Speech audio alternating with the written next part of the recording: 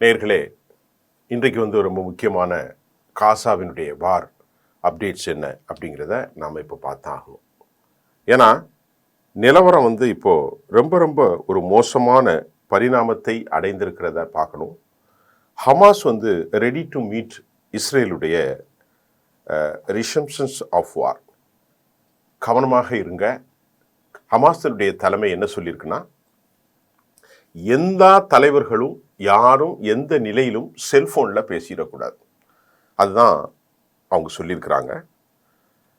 ஏனால் போர் ஆரம்பிப்பது உறுதியாக வரக்கூடிய சனிக்கிழமை 12 மணிக்குள் இருக்கிற ஒரு காரணத்தை ஏன் என்று சொல்வதற்கு முன்பு, அமலுக்கு வந்த இந்த சீஸ்ஃபயர் தற்போது ஒரு கண்ணீரோடு ஒரு முடிவுக்கு வரக்கூடிய ஒரு சூழலை காணப்படுகின்றது என்றும், இந்த நிலையில் ஹமாஸ் தலைவர்கள் யாராவது செல்போனில் பேசினால் அவர்கள் கொல்லப்படுவதற்கு அதிக வாய்ப்பு இருப்பதாகவும் நம்பப்படுகிற ஒரு சூழ்நிலையில் ஹமாஸ் தலைவர்கள் இந்த சுட்டறிக்கையை தனது இராணுவ பிரிகேடியர்களுக்காகவும் தலைவர்களுக்காகவும் அரசியல் பிரிவு தலைவர்களுக்காகவும் எல்லா மட்டத்திலும் அவர்கள் கவனமாக விநியோகித்திருக்கிறார்கள். இரண்டாவது, யூத இராணுவத்தினுடைய நிலைப்பாட்டை ஹமாஸ் இந்த முறை நல்ல கவனித்திருக்கிறார்கள். அல் கசம் மற்றும் அல் குஸ் போன்ற படையினர் என்ன கண்டுபிடித்திருக்கிறார்கள்னா, அந்த பலஸ்தீனத்தின் தங்கள் எல்லைக்குள் காசாவில் எல்லா பகுதியிலுமே அவங்க ஸ்பை கேமரா எக்யூப்மெண்ட்ஸை புதைத்து வைத்திருப்பதை அவர்கள் தெளிவாக அடையாளம் கண்டிருக்கிறார்கள். அது மட்டும் இல்லாமல் இந்த டிவைஸின் மூலமாக அவர்களுக்குள் நடக்கும் உரையாடல்களை அனைத்தையும் கண்காணித்து அடுத்த கட்ட நடவடிக்கைகளை அவர்கள் செய்வதற்காக மிக நுணுக்கமான டிவைசஸ், அதாவது எக்யூப்மெண்ட்ஸ், மைல்டு கேமராஸ் எதில் வச்சிருப்பாங்கன்னு தெரியாது, அப்படி எல்லாவற்றையும் அவர்கள் கொஞ்சம் கொஞ்சமாக, அவர்களுக்குள்ள ஒரு இன்டெலிஜென்ஸ் இருக்கு. ஹமாஸினுடைய இன்டெலிஜென்ஸ் எல்லா பகுதிகளும் ஆய்வு செய்து நுணுக்கமாக இந்த விஷயங்களை அவர்கள் கவனித்து வருவதையும் நாம் பார்க்க முடிகின்றது. ஹமாஸினுடைய இன்டெலிஜென்ஸ் செய்கிற இந்த பணியின் மூலமாக அடுத்த கட்ட போருக்கு அவர்கள் தயாராகி இருக்கிறார்கள். அது மட்டும் இல்லாமல் அமெரிக்கா தனது நிலையில் எந்த மாற்றத்தையும் செய்யவில்லை. அமெரிக்காவினுடைய அதிபர் டொனால்டு ட்ரம்ப் நரகத்தை சந்திக்க வேண்டி இருக்கும் என்று மிரட்டியிருக்கிறார். அதே போன்று பெஞ்சமின் நெதன்யாகு அமெரிக்காவினுடைய எமது ராஜ்ய கூட்டாளி சொல்வதில் எந்த மாறுதலும் இல்லை. டொனால்டு ட்ரம்ப் அவர் யூத ராஜ்யத்தினுடைய நெருக்கமான நட்பு. அவருடைய சொற்களை கேட்காமல் நீங்கள் நடந்தால், அதாவது ஹோஸ்டேஜை வரக்கூடிய சனிக்கிழமை 12 மணிக்குள் விடுதலை செய்யவில்லை என்றால் நாங்கள் படுகொலை தாக்குதலை நடத்தப் போகிறோம் என்கின்றார். அதை விட ஒரு பெரும் கொடுமை, ஏற்கனவே சொன்ன தகவலோடு புதிய தகவல், இத்தாமர் பென் கவீர் குண்டுகளை பொறுத்து அவர்களை கொலை செய்யுங்கள், மக்களை படுகொலை செய்யுங்கள், பலஸ்தீனத்தில் ஆரவாரம் இல்லாத வெறும் வெற்று நிலமாக மாற்றிவிட வேண்டும், அதை யூத ராஜ்யத்தோடு சமோரியா ஜுடேயா என்று பெயரிட்டு அழைக்கப்பட வேண்டும், ஆக தாமதிக்காமல் இந்த நடவடிக்கையை மேற்கொள்ள வேண்டும் என்று அவருடைய அரச பிரதிநிதியாக பாதுகாப்புத்துறையின் பொறுப்பாளராக இருந்து தற்போது ராஜினாமா செய்திருக்கக்கூடிய வலதுசாரி கடும் போக்கு தீவிரவாதியான திரு இத்தாமர் பென் கவீர் சொல்லியிருக்கிறார். இப்போ இதெல்லாம் நினைச்சு பாருங்க. 42 நாள் ட்ரூஸ் பீஸ் டாக், அதுக்குள்ளே எதுவும் நடக்கக்கூடாது. பரஸ்பரம் என்ன அடிப்படையில் அவங்க பிரிசனர்ஸ் எக்ஸ்சேஞ்சஸ், ஹோஸ்டேஜ் எக்ஸ்சேஞ்ச், இந்த டிரான்ஸ்ஃபார்மேஷன், அதாவது என்ன சொல்றது, மாற்றங்கள் நல்ல முறையில் நடக்கணும் அப்படின்னு தான் இந்த ஒரு பெரும் அழகான சீஸ்ஃபயரை அவங்க செய்தாங்க. 42 நாட்கள் முடியவில்லை, அதற்குள்ளே அவசரமாக இந்த சீஸ்ஃபயரை கெடுத்தது யார்? அமெரிக்காவுக்கு நெதன்யாகு சென்றார். அமெரிக்காவில் சென்று அவர் பேச்சுவார்த்தை நடத்தி கொண்டு இருக்கின்ற போதே அவர்கள் 2 பேரும் கொடுத்த அந்த ப்ரெஸ் கான்ஃபரன்ஸில் ரொம்ப தெளிவாக சொன்னார், இதெல்லாம் 2, 3லாம் நாங்கள் பொறுமையாக இருக்க முடியாது, ஒத்தமாக ஹோஸ்டேஜஸ் வெளியிடுங்க, இல்லைன்னா உங்களை கொலை செஞ்சு போடுவோம், உங்கள் நாட்டை உங்களுக்கு இழுக்க மாட்டோம். அது மட்டும் இல்லை தோழர்களே, அமெரிக்கா ஒருபோதும் காசாவை பர்ச்சேஸ் பண்ணாது, அதாவது யாரிடமிருந்தும் வாங்காது, காசாவை நாங்கள் எடுத்துக்கொள்வோம். எவ்வளவு மோசமான வார்த்தைகள் பாருங்க. அமெரிக்காவை 1000 வருஷமாக அந்த நாட்டில் வாழக்கூடிய பூரண குடிகள், அவர்களுடைய தாய் தந்தையர்கள், பெற்றோர்கள், அந்த நிலத்திற்கு அவர்கள் செய்திருக்கக்கூடிய அரும் சாதனைகள், ஒலிவ் ஆயில் மற்றும் திராட்சை தோட்டங்கள், எல்லா சிறப்பும் இருக்கிற ஒரு மண்ணில் இங்கிலாந்திலிருந்து குடியேறிய ஒருவர், என்னுடைய தாயை பற்றி கூட ஒரு பேட்டியில் டொனால்ட் ட்ரம்ப் சொல்லியிருக்கிறார், ஸ்காட்லாந்திலிருந்து நாங்கள் இங்கே வந்தோம் என்று. அவர் சொல்கிறார், இந்த பூரண ஆயிரக்கணக்கான லட்சக்கணக்கான மக்கள் உடனடியாக வெளியேறிவிட வேண்டும், அதை நாங்கள் எடுத்து அதை சர்வதேச ட்ரேட் சென்டரை மாற்ற போகிறோம், அதெல்லாம் நாங்கள் யார்ட்டையும் கேட்க மாட்டோம்னா உலகத்தில் என்ன வித நடவடிக்கை நடக்கிறது என்பதையும் நாம் சற்று சிந்தித்துக் கொள்ள வேண்டும். பெஞ்சமின் நெத்தன்யாகு முழுமையாக இந்த தாக்குதல் நடைபெறும் என்றும் அவர் என்ன குற்றம் சொல்றாருன்னா, வயலேட்ஸ் பண்றாங்க. யாரு? ஹமாஸ் இந்த பீஸ் அக்ரிமெண்ட்டை வயலேட் பண்ணனால எங்களால் தாங்க முடியாது. ஏன்னா பெஞ்சமின் நெத்தன்யாகு அவருக்கு போர் செஞ்சால்தான் அவருடைய அரசை காப்பாற்றிக் கொள்ள முடியும் என்கின்ற ஒரு சூழ்நிலையில் அவர் அந்த கருத்தை மையப்படுத்தி இருக்கிறார். இதுக்கிடையில 57 முஸ்லிம் நாடுகள் இந்த பரபரப்பான சூழ்நிலையில் ஒன்று கூடுகிறார்கள் என்ற தகவல் நம்மை அடைந்திருக்கிறது.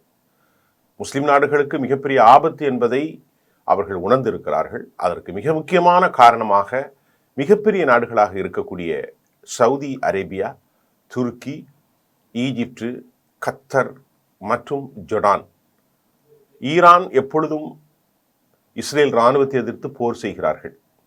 இந்த சூழ்நிலையில் ஓமன் நாடும் இதில் இணைந்திருக்கிறது என்பதும் மிக முக்கியமான தலைவர். OIC கூட்டம் உடனடியாக நடத்தப்படுவதற்கு அனைத்து முயற்சிகளையும் சிசியினுடைய தலைமையிலான ஈஜிப்டில் நடக்கப் போகிறது.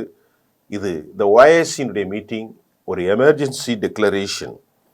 இதில் ரீலொகேஷன், த பீப்புள் ஆஃப் கஸா அவங்கள ரீலொகேட் பண்ணணும் அப்படிங்கிற ஒட்டுமொத்த டொனால்டு ட்ரம்பினுடைய திட்டம் இந்த OIC மீட்டிங்கில் முன்னாலே அரபுகள் நிராகரித்திருக்கிறார்கள். எக்ஸ்டர்னல் மினிஸ்டர், எஜிப்டுடைய எக்ஸ்டர்னல் அஃபேர்ஸ் மினிஸ்டர், அவர் தான் இந்த கருத்தை OIC மெம்பர்ஸுக்காக கெய்ரோவில் வரக்கூடிய இந்த மாதம் பிப்ரவரி 27 நடைபெறப் போகின்றது. அப்போ பிப்ரவரி 15 தாக்குதல் நடத்தப்படுகிறதற்கு முயற்சிகள் அங்கே நடக்கிறது. வார் மேகம், களச்சூழல் கடுமையாக இருக்கின்ற நேரத்தில் OIC இந்த கூட்டம் பலஸ்தீனத்தில் அங்கு வாழும் மக்களுக்கான அனைத்து உரிமைகளையும் அரபு நாடுகள் உறுதி செய்கின்றது. நேற்று முன்தினம் காணொலியில கூட நான் எர்டோகனுடைய ஸ்டேட்மெண்ட்டை சொல்லியிருந்தேன்.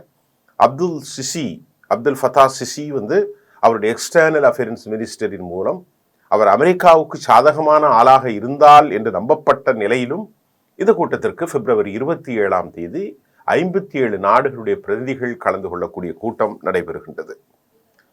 இதற்கிடையில ஜோர்டானுடைய அப்துல்லா உடைய சந்திப்பில் நடந்தது என்ன? ரொம்ப முக்கியமா இதை நம்ம பார்க்கணும். ஜோர்டானுடைய அதிபர் அப்துல்லா அமெரிக்காவினுடைய அழைப்பை ஏற்று அமெரிக்காவுக்கு சென்றார். அமெரிக்காவுக்குள் சென்றதை நாம் சர்வதேச காணொலிகளில், வீடியோ பதிவுகளில், தொலைக்காட்சிகளில் பார்த்தோம். ஃபாக்ஸ் தொலைக்காட்சி அது முழுமையாக வெளிப்படுத்தியது. அல் ஜசீரா அதை முழுமையாக வெளிப்படுத்தியது. அவர் தனது பாரிய அழுத்தத்திற்கு உள்ளாக்கப்பட்ட 2 தேசங்கள் ஈஜிப்டும் ஜொர்டானும். ஈஜிப்டு அல் ஃபதா அல் சிசி அழைக்கப்பட்ட போதும் அவர் அமெரிக்காவுக்கு செல்ல மறுத்துவிட்டார்.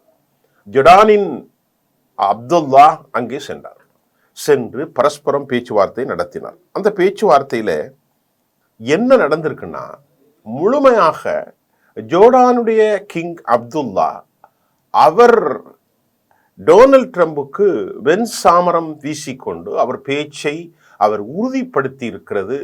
ஓரளவுக்கு அமெரிக்கா தன் முயற்சியில் முதல் கட்டப்படியில் வெற்றி பெற்றிருக்கிறதோ என்ற கேள்வி எழுப்பியிருக்கிறது. ஏன் அந்த நிலைன்னா, அவர் என்ன சொல்றார் அப்படின்னா, 2000 குழந்தைகளை நாங்கள் சிகிச்சைக்காக ஜோர்டானுக்கு எடுத்துக்கொள்வோம். இதுதான் அவங்களுடைய நோக்கம். பலஸ்தீனத்திலிருந்து ஏதாவது காரண காரியங்களை கூறி மக்களை உள்ளே அழைத்து செல்வது, வெளியே எடுத்து செல்வதுதான் அமெரிக்காவினுடைய நோக்கம். அதிலே 50,000த்திற்கு மேற்பட்ட கர்ப்பிணி பெண்கள் இருக்கிறார்கள். அவர்களுக்கு உடனடியாக மருத்துவ பரிசோதனை தேவை இருக்கும். 40,000, 30,000, 50,000 என்ற வகைப்படுத்தப்பட்டு 1 லட்சத்திற்கும் மேற்பட்ட 2 லட்சத்திற்கும் மேற்பட்டவர்களுக்கு உடனடியாக 2 லட்சத்திற்கும் மேற்பட்டவர்களுக்கு குழந்தைகள் இதில் அடங்கும். 1.5 லட்சம் பேர் படுகாயமடைந்திருக்கிறார்கள். 50,000 கர்ப்பிணிகள் இருக்கின்றார்கள். ஆக 2 லட்சம் மக்கள் சிகிச்சைக்காக உடனடியாக அங்கே செல்ல வேண்டும். அங்கே எந்த விதமான 35க்கும் மேற்பட்ட ஹாஸ்பிட்டல்ஸ் முழுமையாக சிதைக்கப்பட்டிருக்கிறது என்று இந்த நிலையில அப்துல்லா என்ன போட்டிருக்கார் எக்ஸ் தளத்தில்னா, நாங்க சமாதான தூதராக பார்க்கிறோம். யாரை பார்க்கிறோம்னா, டொனால்டு ட்ரம்பை ஜோர்டானுடைய அதிபர் சொல்கிறார், ஜோர்டானுடைய மன்னன் சொல்கிறார், நாங்கள் ஒரு சமாதான பிரியராகவும் வளர்ச்சி நாயகனாகவும் பார்க்கிறோம். எக்ஸ் தளத்தில் காசா மக்கள் அவர் இந்த பிராந்தியத்தில் நிரந்தர அமைதிக்காக டொனால்டு ட்ரம்ப் விரும்புகிறதால் அவர்களோடு இணைந்து பணியாற்றுவதற்கு ஜோர்டான் முடிவெடுத்திருக்கிறது என்ற கருத்தை அவர் தம் எக்ஸலத்தில் பதிவு செய்திருக்கிறார். அதே நேரத்தில் ட்ரம்பிடம் அவர் சரண்டர் அடைந்ததாகவே நாம் அறிந்து கொள்ள முடிகின்றது. நாங்கள் காசாவில் தான் இருப்போம் என்ற அந்த மக்கள் சொல்கிறதையும் பட்டும் படாமல் குறித்திருக்கிற அப்துல்லா, காசாவில் அந்த மக்கள் இருந்து கொண்டிருக்கிற போதே அவர்களுக்கான தீர்வை வெளியேற்றாமல் நாம் செய்வோம் என்கின்ற ஒரு பசப்பு வார்த்தையும் அவர் அங்கே பதிவு செய்திருக்கிறார்.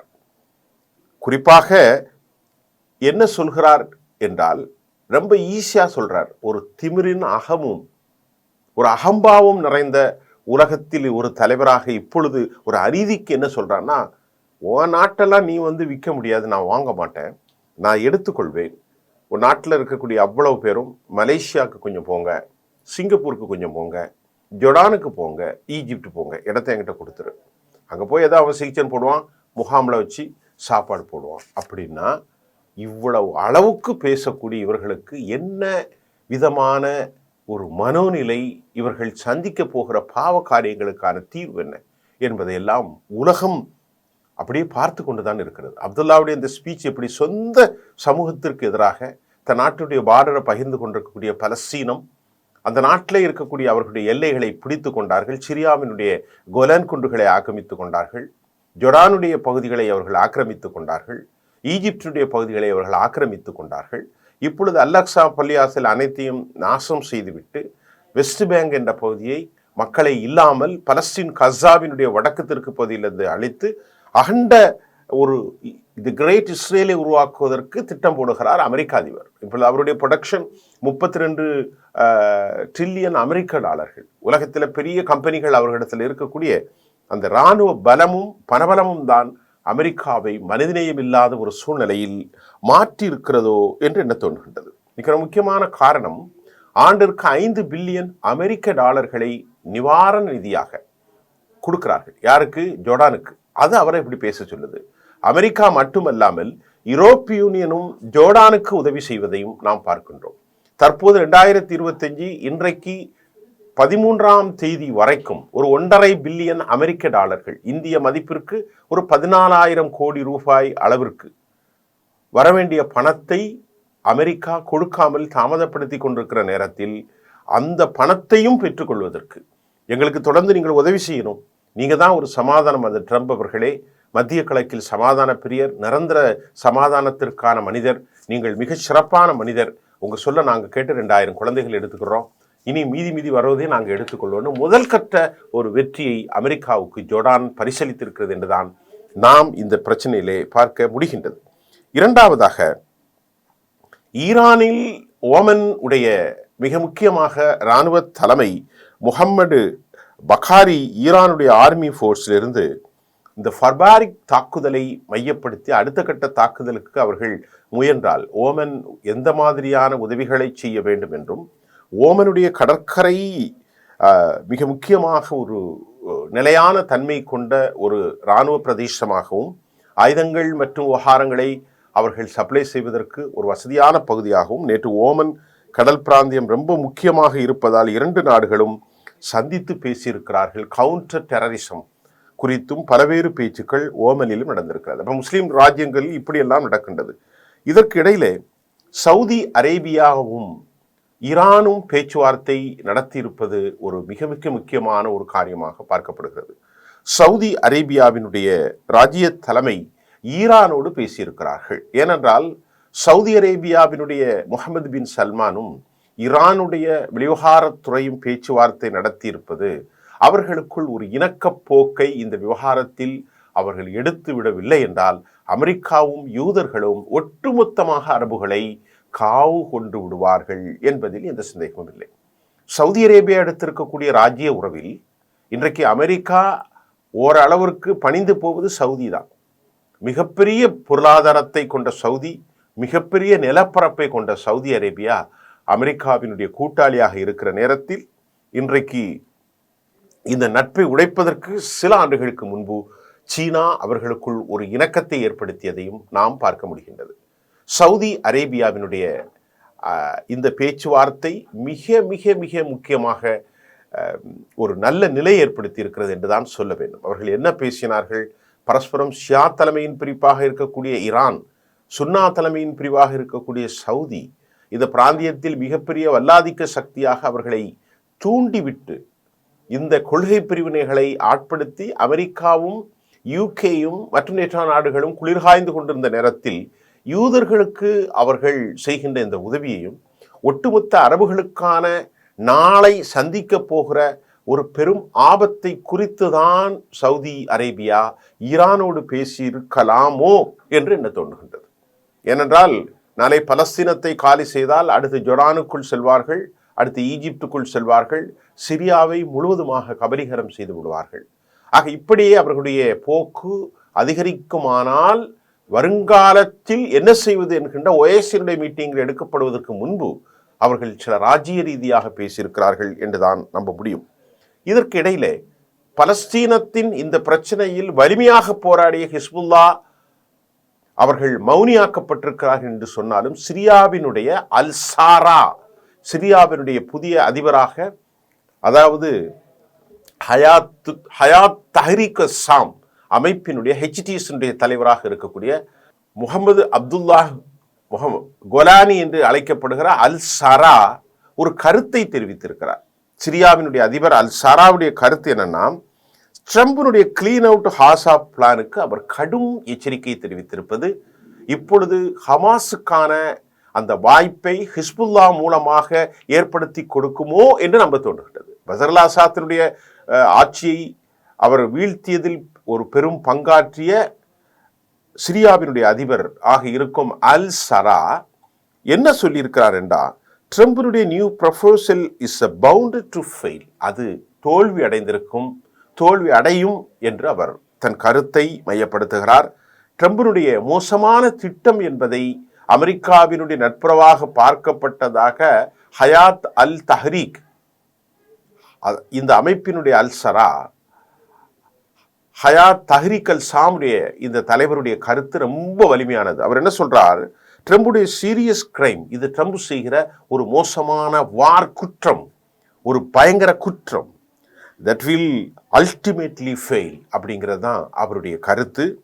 அவர் என்ன சொல்றார் அப்படின்னா, அல்-சாராவுடைய தெரியான கருத்து, சிரியாவினுடைய கருத்து. அல்-சாரா என்றால் யார் என்று புரியாது. சிரியாவினுடைய அதிபருடைய கருத்து நான் நம்புகிறேன். அவருடைய பேச்சு அப்படியே ஸ்டேட்மெண்ட் உங்களுக்கு தமிழில் சொல்றேன். நான் நம்புகிறேன், ஐ பிலீவ் தட் சொந்த மண்ணிலிருந்து பூரண குடிகள் வெளியேற்றது சாத்தியமற்றது என்று குறிப்பிட்ட திரு அல்-சாரா கடந்த 80 ஆண்டுகளாக, நல்லா கவனிங்க, நீங்க வரக்கூடிய 15ஆம் தேதி நாட்டை பிடிச்சிருவேன்னு சொன்னீங்களே, 80 ஆண்டுகளாக உங்களால் என்ன செய்ய முடிந்தது என்ற கேள்வியையும் கூட அல்-சாரா சிரியாவின் சார்பில் அவர் எழுப்பியிருக்கிறார். கடந்த 80 ஆண்டுகளாக நடைபெறும் போரில் இது போன்ற வெளியேற்ற முயற்சிகள் இப்போது மட்டுமல்ல பலமுறை நடந்திருக்கிறது. ஆனாலும் இந்த திட்ட வகுப்பாளர்கள் அதனை கைவிட வேண்டும், கைவிடுவார்கள், அவர்கள் தோல்வியைத்தான் சந்தித்திருக்கிறார்கள், சந்திப்பார்கள் என்பதையும் அல்-சாரா உறுதிப்படுத்தியிருக்கிறார். பலஸ்தீனர்கள் வாழ்க்கை முறை, அவர்கள் போராட்ட முறை, அவர்களுடைய துன்பம், பசி, அவர்களுடைய படுகொலைகள், வீடுகளெல்லாம் தரைமட்டமாக்கிய பின்பும் அப்ஹோல்டர்ஸ், அவர்களுடைய இந்த உருக்கமான நிலைத்தன்மை, இது வரும் தலைமுறைகளுக்கு சொந்த மண்ணில் போராடி அவர்கள் வெற்றி அடைந்தது. சர்வதேச சமூகம், ஒரு வரும் ஜெனரேஷன், வரக்கூடிய மக்கள் தொகை ஒரு பாடமாக பெற்றுக்கொள்வார்கள் என்பதை சிரியாவினுடைய அதிபர் அபு முஹம்மது அல் ஜொலானி என்று அழைக்கப்படுகிற அல் சாரா தெரிவித்திருப்பது ரொம்ப முக்கியம்.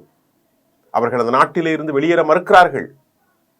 ஹெர்ம்ஸ் மலைத்தொடரை ஆக்கிரமித்திருக்கிறார்கள், கொலான் குண்டுகளை ஆக்கிரமித்திருக்கிறார்கள், இறையாண்மை கொண்ட ஒரு தேசத்தை அவர்கள் பிடித்து வைத்திருக்கிறார்கள், பஃபர் ஜோனை உருவாக்கி இருக்கிறார்கள்.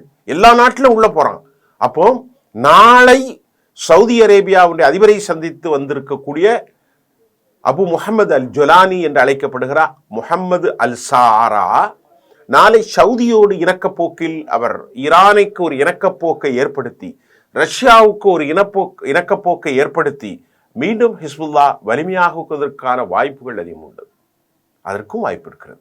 அப்படி என்றால் வழக்கமான போர் எஸ்கலேட் ஆகிற போது இஸ்லாமிய ரெசிஸ்டன்ட் ஃபோர்ஸ், அதை போன்று ஈரான், ஹிஸ்புல்லா, ஏற்கனவே நேற்று தன் பேட்டியை கொடுத்திருக்கக்கூடிய யெமனிலிருந்து ஹவுதிகள் அடுத்த கட்ட போருக்கு தயாராகி வருகிறார்கள். ஹமாஸ் தயாராக இருக்கிறார்கள்.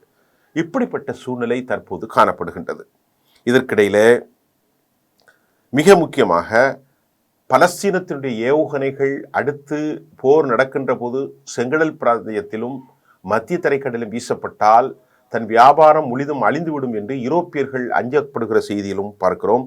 ரஷ்யாவினுடைய வெளிவிவகாரத்துறை அமைச்சர் ஷெர்கி லெவோரா நேற்று ஒரு கருத்தை தெரிவித்திருக்கிறார். ஷெர்கினுடைய லெவோராவுடைய கருத்து பலஸ்தீனத்திற்கு ஆதரவாகவும் ஃப்ரீ பாலஸ்தீன் மக்களுக்காக தாங்கள் எல்லாவித உதவிகளும் செய்ய போவதாகவும் அவர்கள் அறிவித்திருக்கிறார்கள். தோழர்களே, இது இன்றைக்குடைய செய்தியாக இருக்கின்றது. இப்பொழுது இந்த பேசிய செய்தியினுடைய கடைசி விவகாரம் சவுதி அரேபியாவின் ஈராவினுடைய ரகசிய பேச்சு, ஓமனும் அதில் இணைந்திருக்கிறது. அடுத்து சிரியாவினுடைய அதிபர் முகமது அல் சராவுடைய ஸ்பீச்சு. ஈஜிப்ட் அழைத்த போதும் ஒரு வகைக்கும் அமெரிக்காவுக்கு செல்ல மறுத்து பிப்ரவரி 27 ஒபேக், அதாவது ஓஐசிடி கூட்டம் நடத்தப்பட போகின்றது. ஜோர்டான் முழுமையாக அமெரிக்காவினுடைய வலையில் வீழ்ந்திருக்கிறது என்பதையும் நாம் இங்கே தெளிவுபடுத்தியிருக்கிற வேண்டும். இந்த சூழ்நிலையில் ஹமாஸ் எச்சரிக்கை, அடுத்த கட்ட போருக்கு தயாராகி இருக்கிறார்கள். இன்றைக்கு வியாழக்கிழமை, இன்னும் 2 தினங்கள் அல்லது 1.5 நாட்கள் அல்லது 2 நாட்களில் என்ன நடக்கப் போகிறது? அமெரிக்கா இன்னும் பொடுபோக்காக கடுமையான ஆணவம் கொண்டு டொனால்ட் ட்ரம்ப் எச்சரிக்கை விடுத்து கொண்டே இருக்கிறார். ஹமாஸ் ரெடியாகி இருக்கிறது. ஒரு பதட்டம் இருக்கிறது. ஒன்று மட்டும் நமக்கு கவலை என்பதோடு, உண்மையிலே இந்த மக்களை இறைவன் காப்பாற்ற வேண்டும் என்று எல்லோரும் பிரார்த்தித்துதான் ஆக வேண்டும். ஏனென்றால் மீண்டும் பிள்ளைகள் எல்லாம் மரித்து போவார்களோ, குழந்தைகள், கர்ப்பிணிகள் இறந்து போவார்களோ என்ற அச்சம் உலகத்திலே மனிதனாக பிறந்த ஒவ்வொருவருக்கும் ஏற்படும். இது பலஸ்தீனத்தில் மட்டுமல்ல, எந்த இனமாக, எந்த மொழியாக, எந்த மதமாக, எந்த நாட்டினராக, எந்த பகுதியினராக இருந்தாலும் கூட குழந்தைகள் 70% பேர், கர்ப்பிணிகளும் பெண்களும் கொல்லப்பட்டிருக்கிறார்கள். 60,000-ல் நீங்கள் 40,000 பேர் குழந்தைகளும் பெண்களும் என்றால் கொஞ்சம் மனசாட்சி வச்சு பாருங்க. அதுக்கப்புறமும் 42 நாட்கள் அந்த ட்ரூஸை ஒரு சரியான முறையில் செயல்படுத்துவதற்கு 2ஆம் கட்ட பேச்சு வாங்கன்னு குறிப்பிட்டாலும் அமெரிக்காவுக்கு சென்று அதெல்லாம் முடியாது, உடனே விட்டுருங்க அப்படின்னு சொல்லி போருக்கு தயாராகிற இவர்களுடைய முடிவுகளை பற்றி நம்மால் ஒன்றும் சொல்ல முடியாது. இதற்கிடையிலே இஸ்ரேலில் கடுமையான போராட்டம் நடக்கின்றது.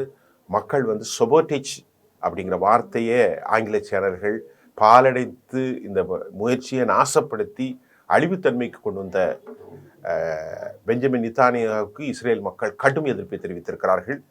பொறுத்திருந்து பார்ப்போம். இப்படி பல செய்திகளோடு நாம் நாளை அல்லது மறுநாள் உங்களை சந்திக்க போகிறேன். அதுவரை காத்திருப்போம். நன்றி.